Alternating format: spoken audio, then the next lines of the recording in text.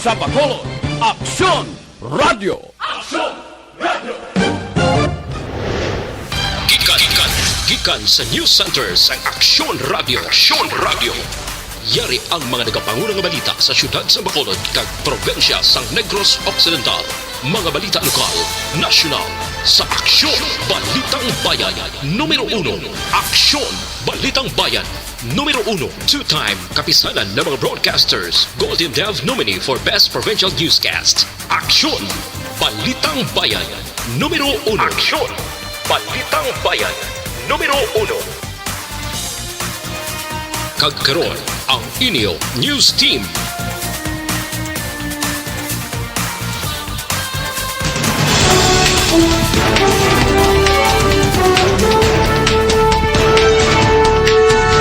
Sa ato nagapangunang mga Pangulong dinalan sa mga balita lokal, Governor Lacson nabalaka sa mga inepekto sa pagpositibo sa 41 ka mga call center agents sa syudad sang Bacolod. Nasa puan nga bangkay sa baybayon sa Kawayan, ginakumpirma pa kung ini ang reported missing nga mangingisda sa Banwa sang Pontevedra. Sa balita nasyonal, Pinay OFW sa United Arab Emirates nga missing, umpisa pa sang Marso, nasapwan patay. Octa Research ginapausisa ang posibilidad nga may presensya na sa COVID-19 UK variant sa Cebu. Mayong aga Bacolod, may aga bilugawahin sang Western Visayas. Karong adlaw Martes, Pebrero 2, 2021. Ang inyong news team, Aksyon Dorel Kabat. kag Aksyon Boy Duran. Aton mga balita lokal, pagkatapos lamang sa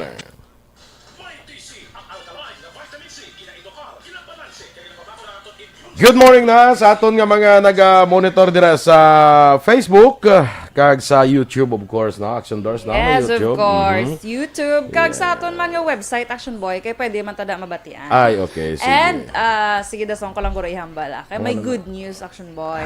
Makamanihan. Actually, gina-develop pa. Hindi. Ha? Makwartahan ta, hindi.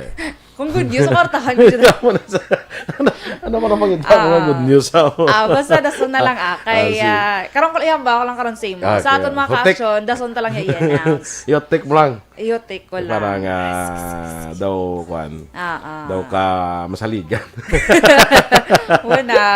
Sige. Rodelyn Alvarez Mayabado, good morning dira sa imo. Alex Fuentes, Alex Fuentes, Rosalina Arellano Espadero. Good morning, man. Sa kay Rosalina, kay Ate Jen Carondoy, Jasmine Roldan Ravelio. Morning, mandra sa imo, Jasmine. Sa kay Bia Jonathan. Aga pa si Jonathan, ano? RR Tuparan Montua Rehinio. Good morning na sa akon mga inspirasyon. Ang akon ginapangita sa adlaw-adlaw. Aksyon Boy, Aksyon Dorel. Mga wala kaagid dasma kag kompleto bakuna. Why pa kuya kwan bakuna sa COVID? Oo, so hindi pa kompleto. Ay kalay. Bakuna sa tipdas lang ina. Bakuna sa tipdas. So mga papakuna ka na? Measles kag ng rubella blanan na? Wala pa. May ka pa nakakon. Paano tayo bakunahan ka na tipdas? At isang gamay ako. Masib lang ko. Kalay. Masib lang ko ka pagpapakuna. Gusto ko, Action Boy, ang flu vaccine. Flu vaccine na. Meron na siya. So, i-check na ako din na pwede ka pa. Rato na, sobrang sa klibo. Guro na magpa-flu vaccine ka. Yan, no. Sige. Binong 70, good morning man. Kay amigo na to, Juan Bolgalyo. Abaw, nakabawi siya kung kagabi. Sige lang. Good. Very good, no? Sa kay Daidi Soke, no? Sa kay Daidi Soke sa Bago, kay of course kay Richard. Good morning dara sa inyo. Sige, Action Doors. Kay Cheche Pagayonan, good morning man sa imo. Sa iya ko no, address siya sa Manila. Sa iya ko no, pamilya, ginagreet niya lang. Belio Ryan, good morning. Kay RR. Arihinyo, madulom, maularon, matugnaw. Halakson, nga aga sa tanan. Abaw, Si kumparing Bia Jonathan, ginagreet niya man si Ma'am Vanessa Mayo. Bo si Dennis, aga man siya. Dennis, thank you. Gid sa singkamas, ha? May pasingkamas, gid si Dennis. Oo, tingala ko lingko daw nagkuhan niya siya ganun. Nayawang na siya Kali, kasi siya nagkali. Feeling ko. Yawang yung Kali si Dennis. Siya ginaya nagkali, ha? Oo. Bako gani, wala Indian. Maging gaanan nga pag hinapay ba. So thank you, Giden. May isa to nga nagasili nga agi, di kay Indian mango to nga. Si Ma'am Emmy Esmeralda. Amo naman Dulido. ang matag sa akong hula hoop. Hula hoop? Wala pa kay mga kwanta Bako to. gani, lagi nalimtan akon. Araman si Ma'am Vanessa Mayo, Action Boy, aga pa siya. Bring it on. Kag si Miss Heaven, si Miss Lomeana, na siya subong. Kay Mike Javier, good morning, Action Radio. Watching live. Dra sa may barangay Sumag. Greet niya lang ko ng family Aligin, kapamati subong. Yes. Sally Auke de Sousa, good morning, dra sa may Sam Village. God bless us all. Si Pretty Pancho, good morning, Negros Occidental, Barangay Masaling or Masaling. Masaling sa Masaling, Kawayan. Kawayan. Nakikinig po kami ng iyong programa. Salamat talaga siya ko sa Manila, Action Boy. Kay Marie Antoinette Peliado, good morning kay Dodoy, kag Arlie Peliado, kag kay Melcho, kag Aplaha Sansawi, sang La Carlota. Kay Anola Peliado, good morning man. From UK, sang UK from Canada gali. Si lagali ara sa UK. Okay. Rabia Viloria. Ay, abi ko Mateo ba? Good morning, Ma'am Rabia. Patamyo ko no sa Purok Datilis Handumanan. Si Ma'am Lilian Bermudez, Action Boy. Yes. Good morning, Lilian. Kag belated happy birthday. Kay Beb Sturdy Cilias. Good morning, dra sa may transloading Mars sa Maaw. Yes. Sige, Action Boy, go. Arman Regalado, good morning man. Sa kapihan sa Montara sa Isabela. Good morning dira sa inyo. Sa nagapangapid na maayong aga. Sa kay Dang Prenala, watching from Kuwait. Dennis, ari na siya. Like and follow Fit Dorel C. Baw nagakampanya. Imuon mo pag hindi siya presidente siyang imo nga vlog. Presidente. Imuon ko lang siya assistant. Para may galamay sa South. Naambalayan niya, like and follow Fit Dorel C. Pakarunan mo pa yan. Subong na. Now na. Wag na matamat. Kulong galing po. Bro, thank you, Giden, sa bongga gida si Den. Kay Susan Jaime Allen, kay Amalia Alo Bantilan, good morning man. Okay? Standby na kita sa aton nga mga balita lokal.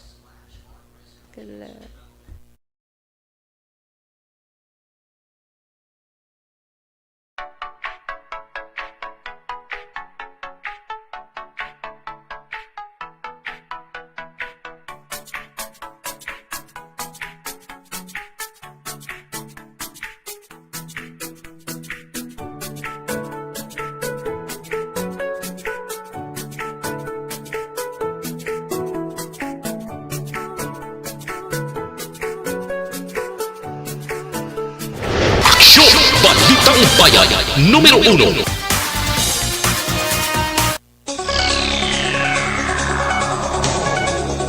Aksyon Radio Philippine Standard Time, las 6:11. Sa detalye na sa aton mga balita lokal.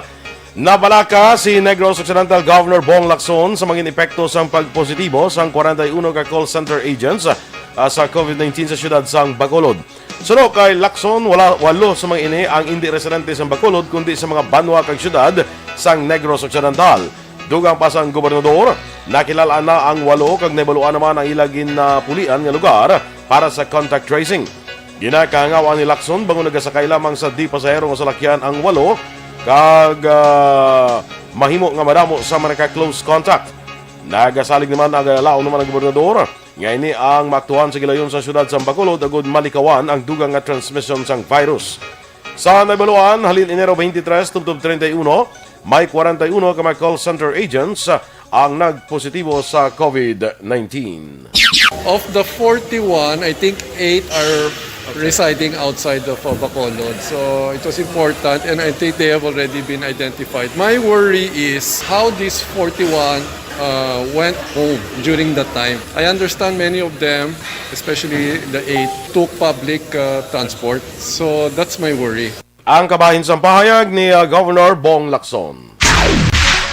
Ginpahayag ni Dr. Chris Sorongon, Deputy for Medical sang Bacolod Emergency Operations Center nga nakwarantina ang mga nagpositibo sa COVID-19 nga empleyado sang Transcom kag na-isolate naman ang ilas ni mga close contacts. Suno kay Sorongon, ginpanugyan sa mga close contact nga nagnegatibo na sa COVID-19 nga tapuso ng 14 dias nga home quarantine bungod sakop pa ini sang incubation period sang virus. Ginpaidalom naman sa maidig nga disinfection sa Bacolod CDRRMO ang building sang Transcom kahapon nga adlaw Lunes. Ginpasira ang Transcom sa 24 oras para ma-disinfection o kon para sa disinfection umpisa Domingo sang gabi tubtob Pebrero 1 baseman sa mando ni Mayor Evelio Linerdia. Sa Enero 23 nang positibo sa COVID-19 ang 21 anyos nga lalaki nga taga Barangay Bata. Humalin Enero 23 tubtob 29 may 14 ka confirmed cases under record sa Transcom. Sa ginpatigayon nga surveillance testing sa masobra 500 ka mga empleyado, nagligad ni Enero 29 kag 30 may 27 nga nagpositibo sa COVID-19. Sa 41 ka confirmed cases, 33 diri ang taga Bacolod kag 8 naman ang out of town. Nasapwa naman ang isa ka bangkay nga sa baybayon nga sakop sang barangay poblasyon Banwa sang Kawayan, las 5 kahapon nga adlaw Lunes. O kung las 5 sang hapon kahapon nga adlaw.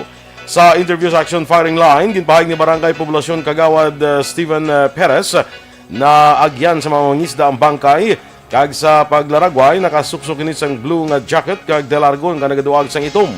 Suno kay Perez, yara sa karon ang bangkay sa higad sang baybay sakop sang Purok 3 Barangay Tuyom sa Banwa sang Kawayan. Sa piyak nga bahin ipahayag ni Philippine Coast Guard Negros Occidental Head Ludovico Librilla nga ila pa kumpirmahon kun bala anasapwan amo ang mangisda ang report nga missing sa baybayon sang Barangay Miranda Banwa sang Pontevedra sadtong adlaw sang Biyernes. Sa madumduman magkaupon nga nagpanagat sanday Reynold Catalan kag Teodorico Castellano sang ginaligar naglumpat si Castellano gud kuntanay kuhaon ang galon sang tubig nga nadagdag sa baybay apang ginanod ini tungod sa mabaskog nga balod. Patay naman ang bata matapos ginluthang sang iya kaugalingon nga amay sa Sitio Paho, Barangay Kabagnaan, Banwa sang La Castellana. Ginkilalang biktima kay Romulo Roto Jr. kag ginkilala naman ang suspect nga amay kay Romulo Roto Sr. Suro kay La Castellana PNP Commander Police Captain Romel Bustamante, nag-abot sa balay nga hubog ang biktima kag nagpangayo sang kwarta sa iya mga utod apang wala ginhatagan. Nagpangakig kag tuyo kuntani nga labuon ang iya sini mga utod.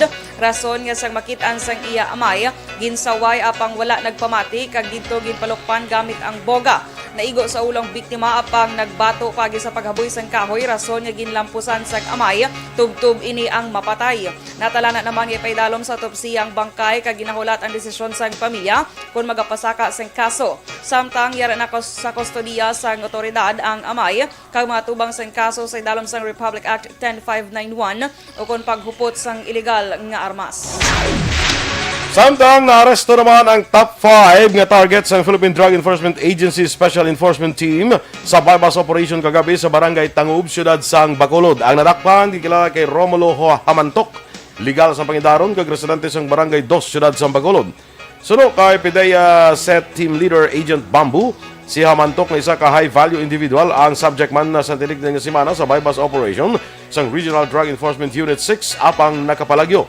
Nakuha kay Hamantok ang 3 ka bulto sing nasuspetsuhan shabu nga nagabugat sang 15 gramos kag ginabulanta nagabalor masobra 100,000 pesos kahita kag kwarta. Si Hamantok ay karon sa kustodiya sa PDEA Set kag natalanap sa kansang kaso karon nga adlaw. Ginpaidalom na sa inquest proceeding ang babae nga nadakpan sa entrapment operations sa Criminal Investigation and Detection Group o CIDG Bacolod Field Unit. Ang nadakpan ginkilala kay Marivic Sanusi, legal ang edad sang Barangay Handumanan, Siyudad sang Bacolod. Suno sa investigador sang CIDG Bacolod nga si Police Executive Master Sergeant Ramiro Gocotano, kaso nga robbery, extortion, falsification of documents kag estafa ang ginpasaka nga kaso kay Sanusi. Ginrentahan ni Sanusi ang isa ka pick-up sa Siyudad sang Bacolod apang sa baylo nga iuli ini sa tag-iya na tukiban nga iya inigin baligya sa Siyudad sang Iloilo nga balor 220,000 pesos. Nagpadulong sa Siyudad sang Iloilo ang matuod nga tag-iya sang salakyan kag ginkuha sa paghinakop ni Maria Cheryl Tuos sang Mandurriao, Iloilo. Nagpadangat naman sang reklamo si Tuos sa CIDG Bacolod bato kay Sanusi kag luyag nga mabawi ang kwarta nga una niya ginbayad. Si Sanusi ang nadakpan sa sulod sang mall sa Siyudad sang Bacolod kag nakuha sa iya posisyon na 1,000 ka pesos, 49 ka budol money, 3 ka mapeke nga ID kag 2 ka mga cellphone. Preso naman si Sanusi sa custodial facility sang CIDG Bacolod. Nadakpan maray sa ka-drug personality matapos nakuhaan sa ginapatian Shabu sa Repulyo Street, Barangay 2, Syudad San Kabangalan. Gingilala ang nadakpan sa kay Jose Marie Tambukon, 22 anyos, kapumuluyo sa Coloso Street, Barangay 6 sa mga syudad. Sunod kay Police Lieutenant Colonel Mary Rose Salvi Pico, ang hepe sa Kabangalan PNP, una ang gindala sa istasyon sa pulis si Tambukon sa nadakpan nga nag-aangkasanay sa motor sa din wala sang social distancing. Sangyad to na sa istasyon, ang desk officer na kapamangkot sa iya, gulpi lang iniging tiklod ang pulis. Nagdalagan lumpat sa kudal, padulong sa katubuhan. Magilang sanay pang natamo, para pang nadakpan ining si Tambukon, kaysa kung sisaw, nakuhaan sing napatihan Shabu, nga nagabalor sang 20,400 pesos, tutor, kag duha ka patalom. Sudo kay Pico, natala na kapasakan sa ang suspitsado sang kaso sa paglapas sa Republic Act 9165, kag Article 151 o kung resistance o kung disobedience to persons in authority. Aksyon Radio Philippine Standard Time, las 6:18.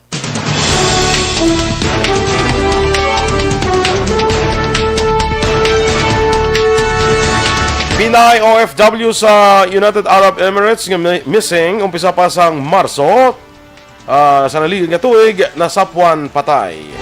Samtang Okta Research ginapausisa ang posibilidad nga may presensya na sa COVID-19 UK variant dito sa Cebu. Ang detalye sa mga balita nasyonal sa pagbalik sa Aksyon Balitang Bayan Numero 1. Don't just throw away questions and statements. Kasbarang aton siling nga Facebook page pagiya sa Aksyon Radio. Ladies and gentlemen, this is Aksyon Radio Bacolod. Aksyon Radio Bacolod number 1. Nagpanguna ang Aksyon Radio Bacolod sa pinakaulihing survey sang Nielsen nga kakuha sang commanding radio station share para sa fourth quarter sang tuig 2020. Kami nagapasalamat sa aton mga kaaksyon sa padayon nga pagsalig kag pagsuporta.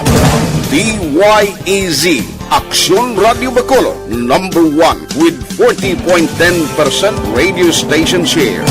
Number 2, Bombo Radio, 38.70%.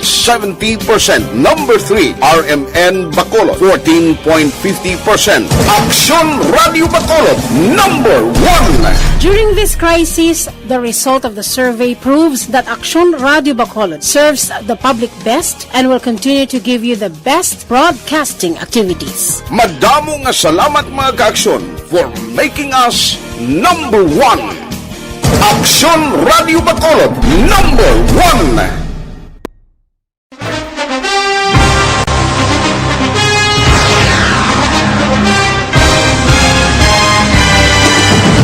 Mga balita nga una nabatian, mga impormasyon nga nakaapekto sa pagpangabuhi sang tanan, drama nga naghatag kabuhi sa istorya sang paglaom, paghigugma kag pagpasimpalan, serbisyo nga makatalandog balatyagon kag nagbunga sang pagsanyog, istasyon sang tanan sa sulod na sang 51 katuig, istasyon nga hindi kamupag kalipatan. 7 ka mga kongresista, 1 ka gobernador ang araw sa nagkulist sang pedaya at pamangkot to nagligad para pamaninga linaw wagay sa ngalan wala to naman nga maglapit na lang ang eleksyon pagwa. Sakit lang kung kayo nga katapos ang media nga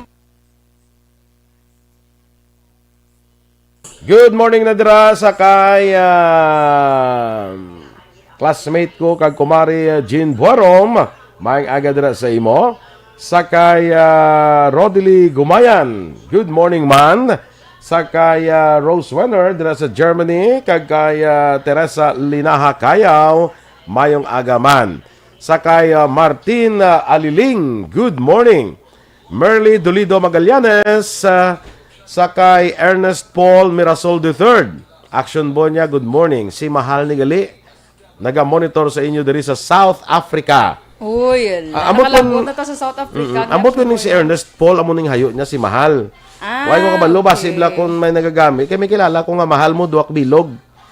Duwang kilala ko nga Mahal. Meron ako gani, Mahal. Meron ka man Mahal. Duwa man akon. Duwa man nimo? Oo. Basi pareho ta kilala nga Mahal. Basi, wala.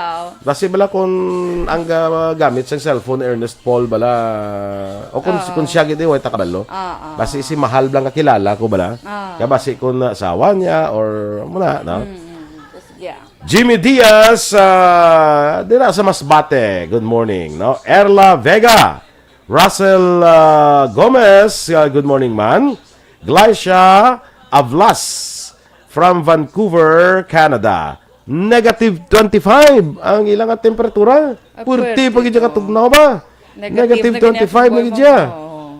Asa na liga to daw negative 10 nanto iya sa sa ilam ni Noel Amar sa Canada sa Niagara Falls. Sa ilay sa Vancouver negative 25 puerte.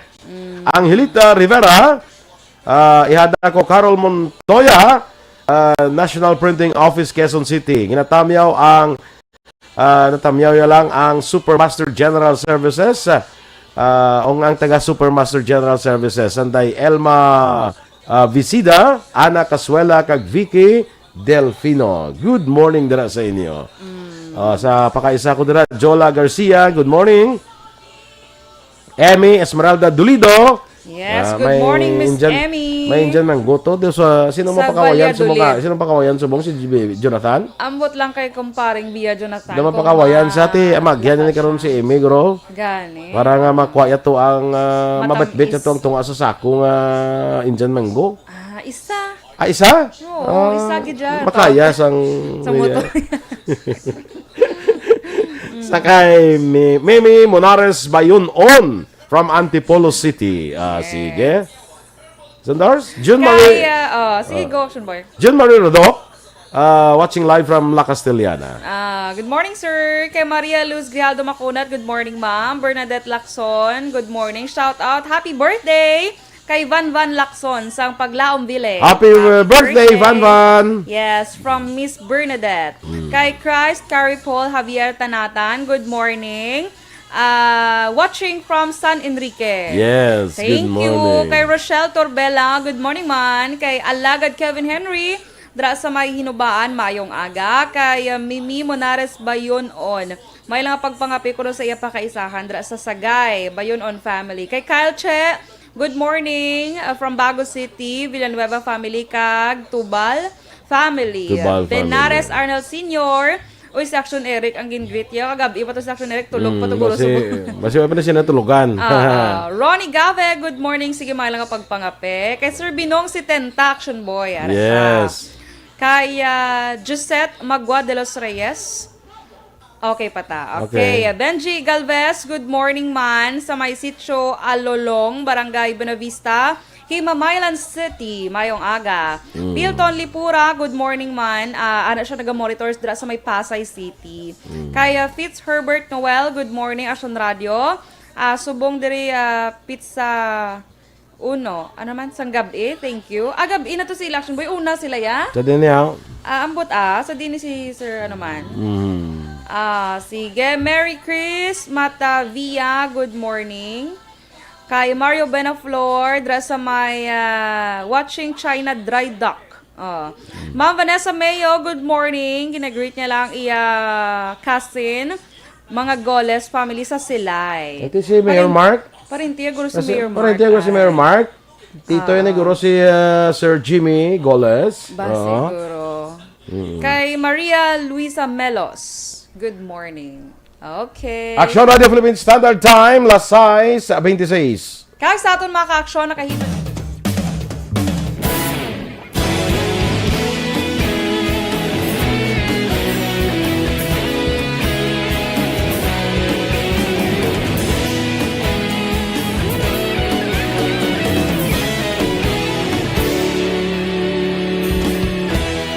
Agapasumbanwa, mabugaw nga hangin agadapyan na. Ikaw nang ginapamatian namon ginasandigan. Balitang Bayan, Numero 1. Aksyon Radio Philippines Standard Time, last size 27. Detalye na sang mga balita nasyonal.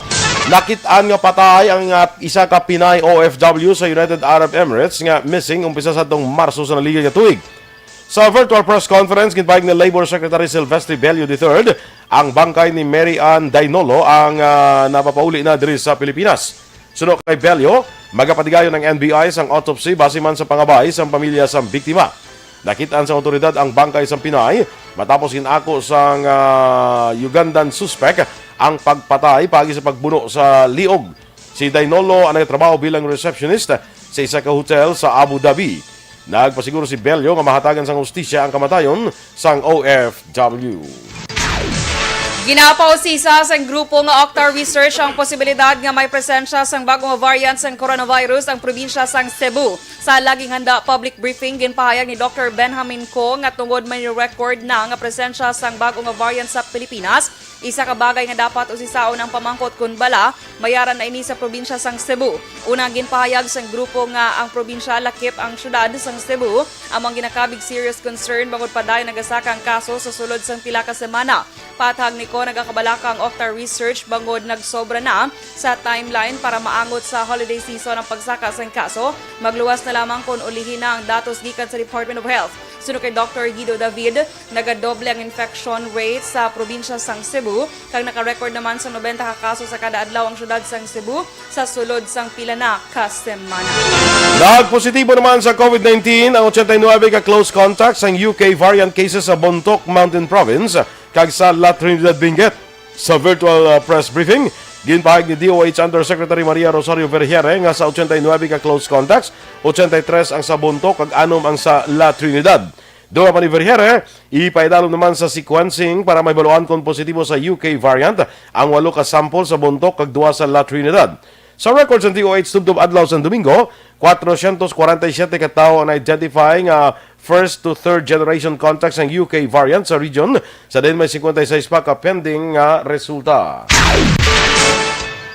Ginbato naman sa Department of Health ang tanyag sa Catholic Bishops Conference of the Philippines sa CBCP nga himuon nga vaccination centers sa mga simbahan nga magabulig resolba sa problema nila sa pagpangita sa dalagko nga lugar sa pagpatigayon sa vaccination. Suro kay Health Secretary Francisco Duque III, mapadasig ang paghatag sa bakuna sa lokal nga level bangod sa halos tanan nga munisipyo kag mga syudad ang mayara sang simbahan. Magluwas diri mapataas man ang kumpiyansa sa publiko sa pagpabakuna matapos ang suporta ang ginhatag sa mga obispo kag kaparian. Una na ang gintanyag ni CBCP President kag Davao City Archbishop Romulo Valles ang mga simbahan bilang lugar nga patigayunan sang pagpangbakuna kag agod makabulig ang simbahan sa paday nga pagtapna sang pandemya. Nakahanda man ang mga obispo nga magpabakuna sa tubang sang publiko, agod mapataas ang kumpiyansa nila sa bakuna nga baklon sang gobyerno. Samtang nakayo na sa Bicameral Conference Committee ang kinalain sa versyon sang Senado kag Kamara may angot sa ginaduso nga Corporate Recovery and Tax Incentives for Enterprises o kon ang CREATE Act. Sunod kay House Ways and Means Committee Chairman Joel Salceda, ang CREATE Act amo ang greatest economic reform sa tinuig pagkatapos ng EDSA kay kadua sa ginadusong economic amendment sa konstitusyon. Duha pa ni Salceda, nagsugtanay ang duha ka patalagan sa Kongreso nga ratipikahan ang reconciled version sang hagna sa masunod nga 24 oras antes ipadala sa kay Presidente Rodrigo Duterte para sa iya nga pirma.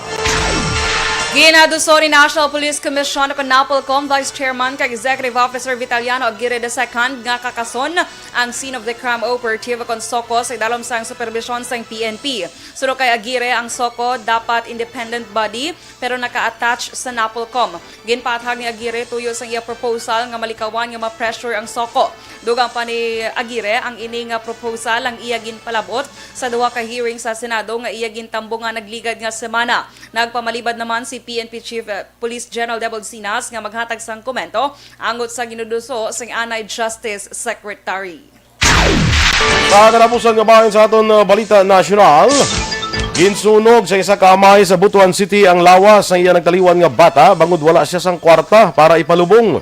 Naibaluan sa otoridad ang ginimo sang amay nga si Rolando Casipong matapos gin-report sang duha pa niya ka mga kabataan.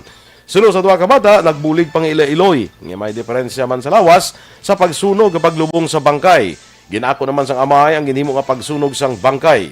Napatay ang nga bata sa edad nga 24 anyos bangod sang balatian. Depensa ni Kasipong, pigado lang sila mga nahimo niya nga sunugon ang bangkay sang nga bata. Nagdesisyon naman ang mag-utod nga hindi na pagkasuhan ang ila nga amay. Inyong ipamatiya na aton mga balita diri sa Aksyon, Balitang Bayan, Numero 1. Standby na sa Aksyon Report, second portion. Upod ka Aksyon, Fred Salanga. Balikay kita sa aton dugang nga mga balita sa Aksyon Balita Morning Edition. Upod yapon sa inyong news team. Aksyon Dorel Kabat. Kag Aksyon Boy Duran. Una sa balita, una sa Aksyon. Sa Bacolod Aksyon Radio.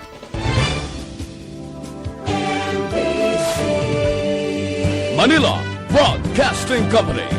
Sa balita, komentaryo, isyu, serbisyo publiko. Aksyon Radio. Sa Bacolod, Aksyon Radio. Aksyon Radio.